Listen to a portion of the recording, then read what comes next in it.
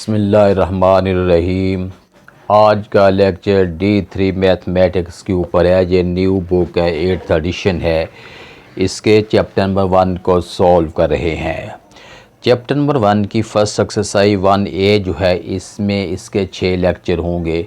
First lecture में मैंने first lecture question 1 से कंसर्न था, जिसमें जस्ट और जस्ट आपने वैल्यू को ब्रेक करके और आप ऊपर नीचे को न्यूमरेटर को आपने डिनोमिनेटर से कैंसिल करना था। आज के लेक्चर में भी सिंप्लीफिकेशन ही है। क्वेश्चन नंबर 2 है, जिसमें सिर्फ आपने कॉमन लेना है और कॉमन लेने के बाद आपने न्यूमरेटर को डिनोमिनेटर से कैंसिल करना है। वैल्यू मैंने एक वैल्यू बोर्ड पे राइट की है, xy + 3y ओवर में है 4x + 12 है। जी बेटे, ये भी सबसे पहला काम सिंप्लीफिकेशन से पहले हमने करना क्या है, हमने वैल्यू को फैक्टराइज़ करना है। फैक्टराइज़ करने के बहुत सारे मेथड हैं। एक मेथड उसमें ये भी है कि हमने कॉमन वैल्यू ट्रेस करनी है। इक्वल का साइन लगाएंगे, ऊपर वाली वैल्यू में से कॉमन क्या है, y कॉमन है, रिमेनिंग जो है x + 3 है। अच्छा, यहाँ पे एक बात बताता चलूँ, बहुत स्टूडेंट को ये समझ नहीं आ रही होती कि कॉमन का मतलब क्या है, किस चीज़ को कॉमन कहते हैं। जी बेटे, ये देखिएगा, कॉमन वो होता है जो वैल्यू 2 या 2 से ज़्यादा में पाई जाए, सेम, हम उसे कॉमन कहते हैं। देखें, ये y इस वैल्यू में भी है, इसमें भी है। ये y हम बाहर ले आए, रिमेनिंग जो है x + 3 है। अब नीचे वाली वैल्यू में से ज़ाहिर है x इधर तो x नहीं है। अब हम इनमें से कोई ऐसा टेबल देखते हैं जिस पे ये भी जाए और ये भी जाए। अगर यहाँ पे बेटा मैं 4 लिखता हूँ तो इसका मतलब ये है 4 1 4 है, और 4 को अगर हम 3 से मल्टीप्लाई करते हैं 4 3 12 है। ये यहाँ तक तो हमारी होगी है फैक्टराइजेशन। अब उसके बाद बेटे हम करने लगे हैं सिंप्लीफिकेशन।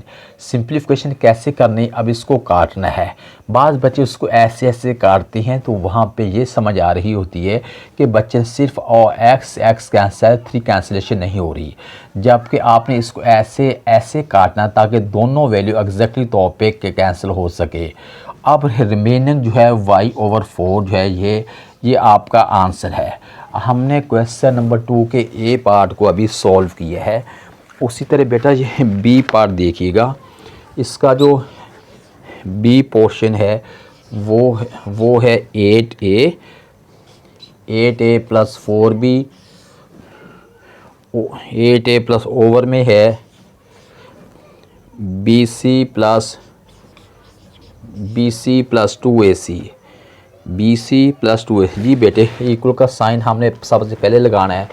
अब ऊपर से देखना है कि कौन सा वेरिएबल, कौन सा इसमें कांस्टेंट कॉमन निकलता है, कौन सा फिगर कॉमन निकलता है और कौन सा वेरिएबल। अब वेरिएबल बेटा ये A है और B, ये तो कॉमन नहीं है। दोनों में से 4 कॉमन है, क्योंकि 4 के टेबल में 4 2 8 है, 2A है प्लस B है, क्योंकि ये 4 पहले से बाहर आ गया था। उसके बाद बेटा जो नीचे वाली वैल्यू है ये C कॉमन, इनमें से रिमेनिंग जो है हमारे पास है B + 2A है। बेटा 2A + B या B + 2A सेम थिंग है, प्लस का साइन हो तो उसमें कोई फ़र्क नहीं पड़ता, इससे ये कैंसिल हो गया। अब हमारा जो आंसर निकला है 4/C है। ये क्वेश्चन, ये B पार्ट भी सॉल्व हो गया है। उसके बाद इसका C पार्ट देखते हैं। C पार्ट है A²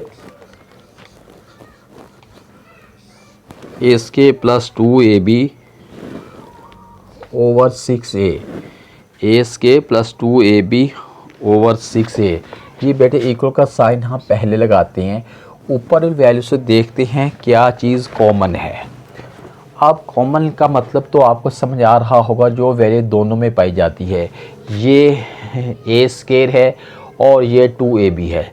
इसका मतलब हुआ कि जो A² होता है ये A × A, या इसको मैं ऐसा पोर्शन बना लेता हूँ A × A, ये भी A² ही है, और उसके बाद है + 2AB ओवर में लिखता हूँ 6A है। आगे हमने सॉल्व करना है। ये A और ये A कॉमन है, ये आ गया बाहर।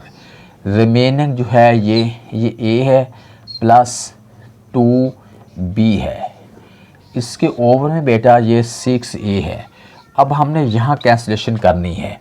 ये ऐसे आप इस a से आप इस a को कैंसिल नहीं कर सकते, क्योंकि इस a के साथ प्लस का साइन कंसर्न्ड है। ये a आज़ाद नहीं है, ये प्लस का साइन कंसर्न्ड है। आप उससे कैंसिल कर सकती हैं जिससे वो मल्टीप्लाई हो रहा हो। आप इस a से ये a कैंसिल कर सकते हैं। अब आपके पास जो आंसर बनेगा ऊपर से a प्लस 2b है और रिमेनिंग जो है 6 है। ये क्वेश्चन नंबर 1 के 2 के सी पार्ट को भी अभी हमने सॉल्व किया है। जी बेटे क्वेश्चन नंबर 2 के डी पार्ट को ज़रा देखिएगा, बहुत आसान तरीके से है। ऊपर वाली वैल्यू जो है सी स्क्वायर है और नीचे वाली वैल्यू, इन दोनों में से कॉमन लेते हैं। बल्कि आप ऐसा करें, सी स्क्वायर के यहाँ पोर्शन बना लें, सी इंटू सी बना लें, और नीचे वाली वैल्यू सी स्क्वायर है और सी डी है। सी स्क्वायर को सी इंटू सी करता हूँ और उसके बाद सी डी है। जी बेटे अब हमने यहाँ पे कैंसिल करना है। सी इंटू सी अब आप वैसे लिखें, नीचे वाली वैल्यू ये भी सी है और ये भी सी है। ये सी ले आए बाहर, ये कॉमन है, रिमेनिंग जो है सी माइनस डी है। आगे हमने सॉल्व करना है। सी से ये सी क्रॉस है, ऊपर वैल्यू में सी है और नीचे जो है सी माइनस डी है।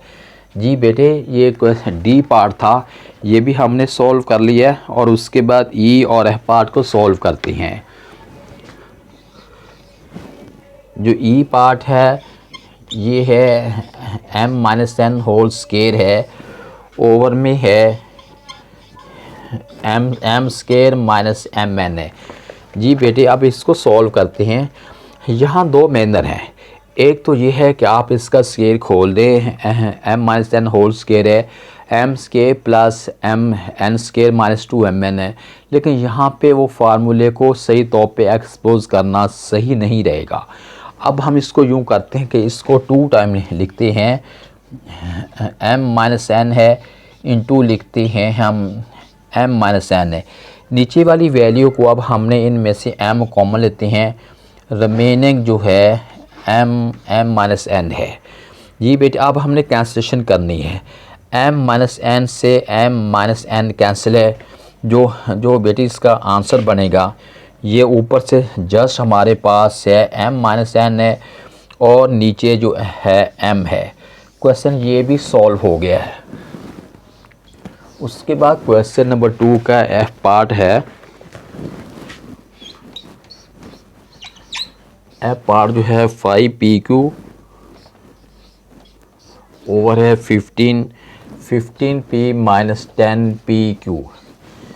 जी बेटे अब हम इसे सॉल्व करते हैं। हमने कैसे सॉल्व करना है? सबसे पहला काम तो हमने ये करना है, ऊपर वाली वैल्यू 5pq इसको वैसे का वैसे ही रहने देंगे, ये फर्दर फैक्टराइज नहीं होगी। अब नीचे वाली वैल्यू से हमने देखना है ये 15 है और ये 10 है। कौन सा ऐसा टेबल है जिस टेबल के अंदर ये 15 भी है और 10 भी है? हमने वो टेबल कॉमन लेना है। 5 के टेबल में दोनों आ रहे हैं, 5 3 या 15, 5 2 या 10। एक तो 5 कॉमन है और एक नीचे p कॉमन है, क्योंकि p उन्होंने है। अब देखिए हमने देखना है कि 5 वर्स आर 15, 5 को 3 से करते 15 है, साइन वैसे का वैसे रहेगा। ये p बाहर आ गया इसलिए p अंदर राइट नहीं किया। उसके बाद है 5 2 10 है, p बाहर था, रिमेनिंग जो है ये q है। इक्वल का साइन हमने लगाना। अब हमने कैंसिलेशन करनी है। 5p से 5p कैंसिल हो गया, न्यूमरेटर में q है और नीचे वाली वैल्यू जो है 3 माइनस 2q है। जी हमने क्वेश्चन नंबर 2 को भी सॉल्व कर लिया। क्वेश्चन नंबर 2 की फैक्टराइजेशन हुई है जस्ट कॉमन लेने से हुई है। सबसे पहले हमने कॉमन लिया, कॉमन लेने के बाद हमने इसको, यानी कॉमन लेने का मतलब ये है हमने फैक्टराइज किया। फैक्टराइज करने के बाद हमने इसकी सिंप्लीफिकेशन की है। जी बेटा एक्सरसाइज 1A के फर्स्ट 2 क्वेश्चन तो सॉल्व कर लिए हैं और अब उसके बाद जो तीसरा क्वेश्चन फैक्टराइजेशन हमने करनी है। फैक्टराइजेशन के जितने भी मेथड हैं वो सारे के सारे एक्सरसाइज 1A में हो जाएंगे और फिर आपको हर किस्म की फैक्टराइजेशन भी आ जाएगी और फैक्टराइजेशन के बाद उसको सिंप्लीफाई करना वो भी आ जाएगा। आपने मेरे इस एक्सरसाइज के 6 लेक्चर होंगे, 2 लेक्चर हो गए हैं और पीछे 4 लेक्चर और है। जब आप वो अच्छी तरह कर लेंगे फिर क्वेश्चन मैटर नहीं करेगा। क्वेश्चन कहीं से भी आ जाए, किसी भी CIA के किसी भी पास पेपर से क्वेश्चन आ जाए, कैसे भी आ जाए, आप इंशाल्लाह करने के काबिल हो जाएंगे।